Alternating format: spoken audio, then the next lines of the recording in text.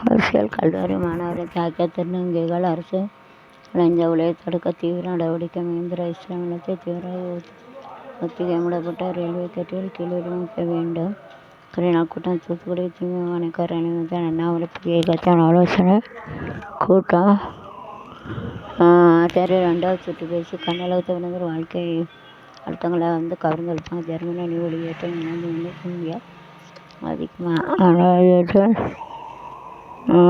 சென்னையில் 2வது நாள் மாநாடு. முதலமைச்சர் விஜய் ஆலோசனை திட்டங்களை தடுக்க நிர்ணயிப்பெடுப்பு உத்தரவு. நெல்லை மாவட்ட